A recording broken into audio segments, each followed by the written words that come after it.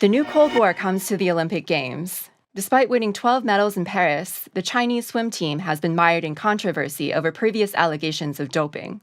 We'll discuss this and more on this week's China Report.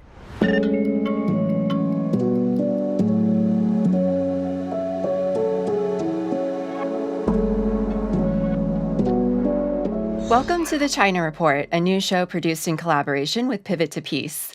Every week, we'll be helping you sort through the propaganda with an independent view of a country that we're taught to hate, yet know so little about. I'm your host, Amanda Yee, and this is my co-host, KJ Noh. KJ, why don't you get started with the headlines for this week? Sheikh Hasina resigns as prime minister and leaves Bangladesh following mass protests. After countrywide protests, Prime Minister Sheikh Hasina has resigned and fled to India, and the parliament has been dissolved. This followed days of protests and rioting, first over quotas and then over violent suppression by the military and police. Sheikh Hasina had reported in April that the U.S. was trying to overthrow her government. Earlier, the U.S. had asked Prime Minister Hasina to join the U.S. Indo-Pacific strategy to contain China, as well as the Quad formation. The Prime Minister had refused. It is reported that the U.S. had wanted to open a base on St. Martin's Island, threatening the Belt and Road port of Kyaukphyu in Myanmar, according to the Indian press. U.S. favorite Muhammad Yunus is expected to lead the interim government.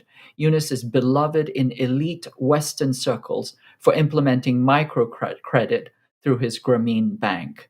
Microcredit has become a neoliberal way of debt trapping and debt fracking the poorest of the poor. China condemns killing of Hamas leader Haniyeh, deeply concerned about further turmoil.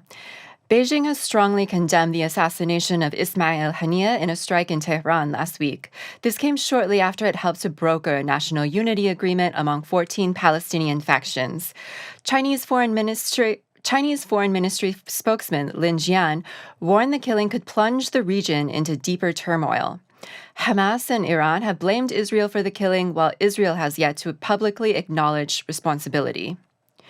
China has always advocated resolving regional disputes through negotiation and dialogue, Lin said, and he emphasized the need for a comprehensive and permanent ceasefire in Gaza to avoid further escalation of the war. Haniyeh was the head of Hamas's political bureau and chief negotiator in ceasefire talks. China says it will further strengthen relations with Venezuela after Maduro re-elected for third term.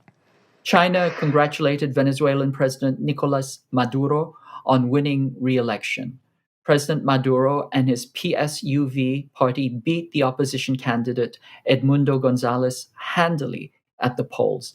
Venezuela's National Electoral Council published results based on 97.87% of tally sheets, showing Maduro had beaten his opponent by over 1 million votes. Despite a clear win, the United States recognizes the losing candidate as the winner. President Xi Jinping emphasized that China will firmly support Venezuela's efforts to safeguard national security, as well as Venezuela's just cause of opposing external interference. The U.S. has been trying to overthrow the Maduro administration for many years, imposing crippling sanctions and appointing its own proxies as leaders. Shanghai expands daycare centers to support working parents. In order to address the needs of local communities, Shanghai has significantly expanded its network of daycare centers, providing vital support for working parents. The initiative aims to enhance community engagement and governance through concrete measures that benefit residents. Since its first daycare center was established in March of 2022, Shanghai has opened a total of 260 daycare centers across the city, according to the Shanghai municipal government. This move represents a substantial effort to address the pressing challenges faced by working parents, offering essential services for children during the summer vacation period. The district government has allocated over 1,000 daycare classes featuring a range of activities for children, including cultural heritage workshops and coding sessions at various locations. These classes, offered at cost price, are provided free of charge to children from disadvantaged families, ensuring equitable access to educational opportunities. Hong Kong gold medal fencer receives hero's welcome. Vivienne Manwai Kong received a hero's welcome in Hong Kong after winning an Olympic gold in women's épée fencing on July 27th. She also became the city's second ever female athlete to win an Olympic gold medal. A Stanford graduate, Kong also studied at the Renmin University of China and wrote her master's thesis on the benefits of Beijing's one country, two systems. She has been praised effusively by fans as Queen Kong for her unassuming modesty and skills, as well as for being a master of the pen and the sword, a classical Chinese trope of excellence in scholarly and physical accomplishment. In other sporting news, China's 21-year-old Zheng Qinwen won gold in women's single tennis singles, and Deng Yawen won gold in freestyle bike motocross, both unexpected wins and firsts in their fields. China leads the medal count as of August 6th with 22 gold medals, but the U.S. media uses an unusual method of counting total medals to place the U.S. in first place. China's basic self-sufficiency in chipmaking tools could come this summer, Veteran says. According to Gerald Yin Jiao, chairman and CEO of Shanghai-listed Advanced Microfabrication Equipment China, China could be on the verge of reaching a basic level of self-sufficiency in chipmaking tools by this summer. While the capabilities of Chinese chip firms lag behind those in the U.S., Yin, who previously worked for Intel, Lam Research, and Applied Materials, said he was confident that China could catch up with the best in the industry in another 5 to 10 years. U.S. sanctions and export controls have forced Chinese suppliers to join together to find breakthroughs able to counter these restrictions. And now to our main story. This year's Paris Olympics has been overshadowed by resurfaced allegations of doping among Chinese swimmers. To discuss this, we are joined by Rick Sterling. Rick is a journalist based in the San Francisco Bay Area. He writes on international politics and international sports for publications such as LA Progressive, Dissident Voice, and Sports Integrity Initiative. Rick, welcome to the China Report. Very nice to be with you. Well, Rick, there's a lot to talk about with this story. As some background, in 2021, nearly half of the swim team in Beijing that Beijing had sent to the Tokyo Olympic Games had tested positive for a performance-enhancing drug, TMZ, as it's called. So this happened in 2021, and then the story resurfaced again in April, and it's kind of mired the Chinese swimmers' performance in Paris ever since, and it's kind of cast a shadow on the Olympic Games. So maybe to start, could you give us like a little bit of a background on this story and the details of what had happened in 2021? Yeah. Well, at the end of 2021, the Chinese was having a big swim meet with prominent swimmers, or some of the best swimmers from across the country, meeting in one city. And while they were there, they, of course, did drug testing. And on one day, there were 23 different swimmers who tested positive for a very trace amount, a minuscule amount of the chemical trimetazidine, which is a heart medication, but it is prohibited by the World Anti-Doping Agency. The Chinese Anti-Doping Agency was very concerned. They looked into this, and of course, the immediate thought, or a logical thought, is, well, how is it that 23 people all of a sudden would come down with this trace amount of this chemical in their bodies? It turned out all 23 swimmers were staying at the same hotel, and it turned out all 23 were eating at the same restaurant at the hotel. Chinese Anti-Doping Agency, investigated further, and they found trace amounts of the TMZ, or trimetazidine, in the kitchen, and it was on the vent hood and on some of the counters. So at that point, they determined that the athletes had been contaminated by the food, and that they were innocent, and that there should be no penalty. They presented the information to the World Anti-Doping Agency, and the WADA, as it's known, concurred with them, and the matter was put to rest until A few months ago, the New York Times reported the story. They brought this to the surface, and they insinuated that the Chinese athletes were wrongfully, acquitted of any wrongdoing. And then the U.S. anti-doping agency, especially led by its director, Travis Tygart, made a big stink of this, took it to, raised it in Congress. And this is what's cast a shadow. This is what people who are following the Olympics and especially the swimming will know that every day there's the insinuation that maybe the Chinese swimmers were guilty of something, and it has indeed cast a shadow. Now we're at the point now where the swimming competitions are over at the Olympics at the Paris, and the final count is the U.S. won 28 swimming medals, Australia 18, and China 12. China won only 2 gold medals, which is one less than they won 4 years ago. But winning 12 medals is very respectable, and most important, the Chinese swimming team won the 100-meter team medley competition, which the U.S. has dominated for the last 35 or 40 years. The U.S. has never lost that competition in 40 years. So the Chinese were led in the swimmers were led by the swimmer Pan Zhale, who set a world record in the 100-meter freestyle, and he anchored the team to their victory. The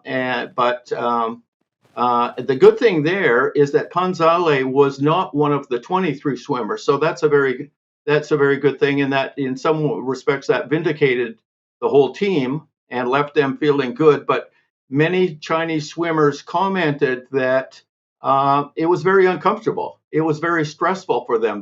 When they met with other swimmers, they didn't know if the other swimmers were suspicious. There were reports that other swimmers were denigrating them. Some of the swimmers actively denigrated them, and one athlete talked about the cheating Chinese. Another swimmer said that if you don't win fair, then it's not winning. There were accusations like that, and but hopefully it's been put to rest. But time will tell. You know, Rick, this is for me very, very sad because I think that sports can be used to heighten racism or they can be used to bring people together. And what we're seeing here is almost this concerted effort in the media to exaggerate and to heighten this kind of anti China sentiment. It's almost every time I look at the New York Times, I think, this is just one long hate crime. But going back to the Chinese athletes, I mean, isn't it clear that the Chinese are more tested than any other set of athletes? If I'm not mistaken, I'm looking at the anti-doping testing figures from WADA in 2022. The Chinese tested 19,228 samples, and they had 0.2% doping violations, whereas the United States tested only one third as much, that is 6,782 samples, despite having a much bigger team, and they had 6 times the doping violations. So I think just from purely a statistical standpoint, it sounds like these allegations are rather unfair. Mm-hmm. Yes, that is correct. The Chinese were tested more times during the Olympics and prior to the Olympics than athletes from any other country. They were tested 200 times. The team was tested 200 times in the preceding couple of months, and many athletes were tested several times, even several times a day. I think there were some misleading reports that they were tested like 6 or 7 times a day. I'm not sure that's accurate, but they were tested from as early as 6 in the morning till late at night, and they were tested more than other countries. But in a sense, that's a good thing because they had nothing to hide. As one of the Chinese swimmers said, do you think we would risk all of the training, the intensive training, and everything that they have sacrificed to take some medication? And I think that really goes to the heart of the matter because there's been a lot of misleading reports, including in the New York Times, that what was discovered in 2021 was a powerful performance enhancing drug. That is not correct. Trimetazidine is a heart medication that's used by old people who have heart problems. A young athlete has no problems with their heart and pumping blood. Um, and just backing that up, there's a very similar medication called ranolazine, which is sold in the United States and which is not prohibited. So if some athlete thought that the Chinese athletes were getting some undue advantage by taking trimetazidine, they could take all the ranolazine that they wanted, and it wouldn't even be prohibited. But more important than that is that points to a big problem in the anti-doping regime, which is that there's no threshold limit for some of the medications. Most of the prohibited drugs, you have a minimum threshold that it has to be over for it to be considered a doping violation. In the case of trimetazidine, there is no limit. So if you find one molecule of trimetazidine in a sample, that's considered a doping violation. That is what invites the controversy and the accusations. And it's also significant that this is the same medication that was used to destroy Kamila Valieva, who was the incredible Russian figure skater who was torpedoed at the Beijing Olympics when it was revealed that a trace amount of trimetazidine, also known as TMZ, was discovered in her sample taken in St. Petersburg in December. So there's a big problem in allowing doping violation or in naming a doping violation when there's no threshold limit. And I've in researching this, I talked with a scientist, a Swedish scientist who has worked at the laboratory there, the official WADA approved laboratory, and he says it's very dangerous not to have a threshold because chemicals are in the environment, whether it's in anything we drink, anything we eat, even in the air we breathe. Chemicals are in the environment, so there needs to be a threshold. In this case, there was not, and that was not pointed out by the New York Times in their sensationalistic coverage. I think that's a really important thing to point out because the swim team, their false positives on the test, they came from eating contaminated hamburger meat, right? And false positives from eating contaminated meat is not that uncommon. For instance, U.S. Olympic sprinter Erjan Knighton, he tested positive for trenbolone, which is like another performance-enhancing drug. He tested positive in March, I believe, and he was allowed to compete in Paris. His false positive came from what he said was contaminated oxtail from a bakery in Florida. And so, that can happen because of the growth hormones that are used in cattle farming in the U.S. Of that case, Travis Tygart, who's the head of the U.S. Anti-Doping Agency, he said, we did what the rules require us to do in all positive cases. We can take comfort that justice was served and transparency as required by the rules was achieved. Another example, Jerion Lawson, he had his 4-year ban on testing positive for trenbolone overturned when he said his positive test was probably caused by eating tainted beef at a restaurant. So trenbolone, it's often used in the U.S. as a growth promoter in cattle, as I said before. And so it's not uncommon for these athletes to test positive due to what they eat or, as you said, taking in what's in the environment. So this just seems like another case in which China is upheld to like a much higher level of scrutiny and double standard than US athletes, because we haven't seen this level of testing for American athletes the way that we have for these Chinese swimmers, despite Yeah, them testing positive. yeah, Amanda, you're exactly right. Mhm. I agree with you, Amanda. I think the Chinese athletes are being held to different standards. As Rick pointed out, just to get into the weeds a little bit, the Chinese athletes at the hotel, they tested negative, and then they tested positive for a trace amount, and then they tested negative again, which is makes perfect sense if you think of it as accidental Mhm. contamination. But I think the different standard or the double standard, I tend to think of this as almost a new category of racism, what we could call swimming while Chinese, similar to driving while black or driving while brown. And I think the thing that we can also notice is that not only are the Chinese held to different standards, but we also know that Western athletes tend to use therapeutic use exemptions to an excessive amount. Some statistics that were released in 2015, there were 1,330 TUEs or therapeutic use exemptions entered into WADA's management system. 63% of these exemptions were granted to three countries: the US, Australia, and France.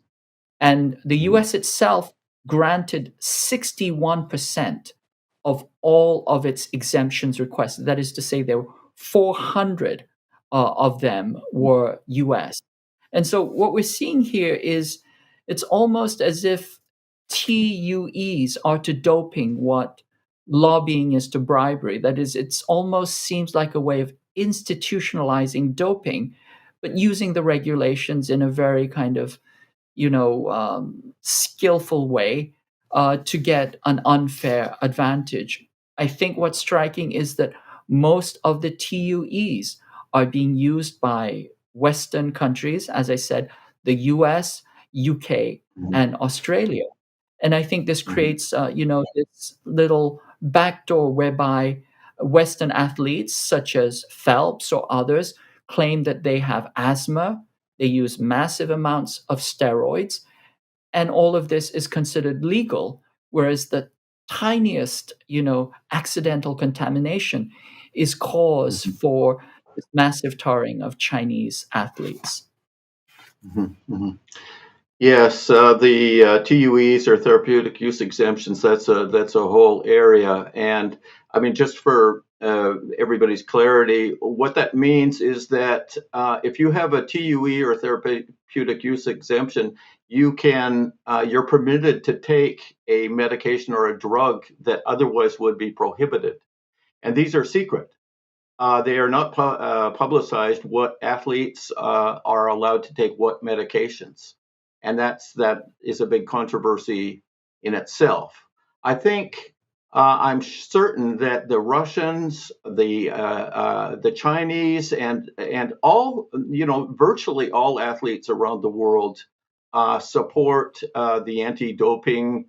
The goals of the anti-doping to prohibit illegal use of drugs, but the problem is it's been weaponized, and it was first weaponized against Russia, and now we can see that it's being weaponized against China, or at least I firmly believe that. And why would they do this? There's a very interesting RAND report that came out in 2019 called "Overextending and Unbalancing Russia," and they say right there in the document that undermining the international image of Russia is good. And just as Russia is seen as an adversary, China is also. And so the elite establishment in the U.S. would clearly see this in the same light. If Chinese athletes do very well in the Olympics, the U.S. doesn't congratulate them. The U.S. kind of mutters under its breath and says, that's not good for us. That's not good for us. So it creates a huge problem. And of course, when the media sets the tone, and of course in the United States, the New York Times sets the tone. There's countless regional publications that simply run the New York Times stories and reprint them. So it sets the tone, and the athletes in some ways they now have a commercial advantage because it makes a big difference to your potential endorsements and income if you win a gold medal versus a silver. And if you knock the Russians out, if you eliminate them, and there's virtually no Russians at the Olympics because they've been banned, and you can undermine the Chinese, there's a greater possibility of your being on the medal stand. So it's a nasty convergence of commercial, incentive, I guess, and nationalistic sentiment, nationalism that really runs counter to the goals of the Olympic movement, which are much more noble and are for internationalism and sport and respecting people from other countries equally. Yeah, Rick, I And think you bring up a really good point about the way that this whole thing has been politicized and how it fits into this new Cold War on China, right? In an April article for The Diplomat, which you referred to in your article, this article was written by a famous Australian sports journalist and co-authored by an Australian professor of sports management. But they say WADA, like the United Nations and other organizations, finds itself in the crosshairs of the great power struggle of our time, a rising China and its challenge to U.S. dominance. On top of that, WADA head of media relations, James Fitzgerald, he told in an interview to the BBC, certain individuals in the U.S. are attempting to score political points purely on the basis that the athletes in question are Chinese. The result is that it has created distrust and division within the anti-doping system. And we saw that, in some of the athletes in their comments about the Chinese swimmers. It's raised a lot of suspicion and skepticism around the Chinese medals and their victories. So I'm just wondering, how much of this story do you think is driven by the new Cold War on China? Mhm. I think a lot of it is. In fact, essentially, that's where it comes from. I don't think I'm sure the athletes wouldn't be doing this if they hadn't been kind of prompted to do this. And it happened. Of course, the U.S. or the New York Times was doing this investigation from let's recall it's from almost 3 years ago that the incident happened. And yet they just published the reports of their investigation a few months ago, obviously leading into the Olympics. That's when it all unfolded. And then Travis Tygart and the U.S. Anti-Doping Agency, they ran with it. And now there's one other element of this that a lot of listeners will not be aware of, that the U.S. Congress has taken upon itself to be the final arbiter of international sports. And through the Rodchenkov Act, they claim authority to punish any athlete, not just any American athlete, any athlete in the world.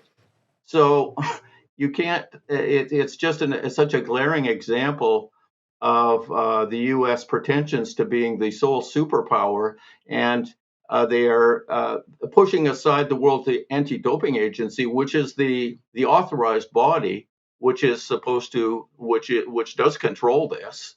And how do they manage to do this? They manage to do it because the U.S. donates funds to it, and they're saying they're going to stop their funding if WADA doesn't make decisions they don't like. So it's another example where the U.S. the so-called rules-based order, based on what the U.S. wants, is in conflict with international agreements that are very long-standing, and the World Anti-Doping Agency has been around for decades. And they're seeking to undermine the global bodies and twist them to their will. And as you point out, I tend to agree with you. I think it's really about information warfare. It really is about this Cold War, which is escalating towards a hot war. And it fits in with the larger trope that we see, which is that everything China does has to be delegitimated, and that any accomplishment China has done has been through cheating. That is, in the economy, in technology, in business, in any field, including athletics. The Chinese are not only dangerous, dirty, and despotic, but they are deceitful. It's that racist trope of cheating Chinese that we're being exposed to over and over again. Right.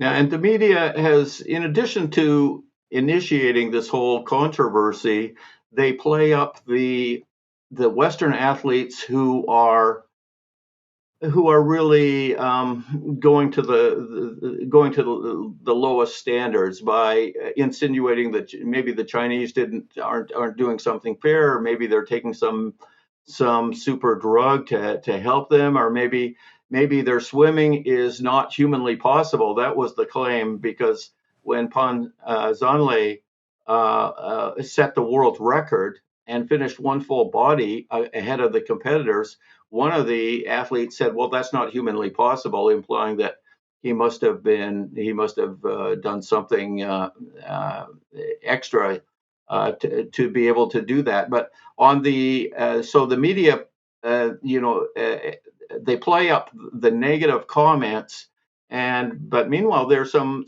positive indications that are going on. Some of the athletes are acknowledging what the Chinese swimmers have done, and the Australian swimmer Kyle Chalmers very much congratulated Pan Zhanlei, and I understand Pan Zhanlei has offered to give Kyle a personal tour of Shanghai when they're there for the World Swimming. So there are positive signs of international solidarity and comradeship and respect for each other, but the media, exaggerates and sensationalizes the negative, unfortunately. Yeah, it's good to hear like the good sportsmanship between the two athletes, but in terms of the media and the way that the U.S. Olympic body deals with it, it's like what KJ always says on this show: if the U.S. can't compete with China, then they just try to kneecap them, whether it's through tech, whether it's through science, whether it's through these Olympic Games. But Rick, it was really good to have you on the show. Thank you for coming on, and thank you for joining the China Report. Yeah, my pleasure. Keep up the good work. Thanks, Rick. And now for our Red Scare of the week. In a congressional hearing last week on China, Senator Todd Young from Indiana explains why we need to bring American capital to Africa and lets out this Freudian slip, saying the quiet part out loud. This is our Red Scare of the week, and we'll see you next time on the China Report. Bringing American capital and expertise and standards to Africa so that we can keep exploiting, so that we can exploring where we can get these minerals.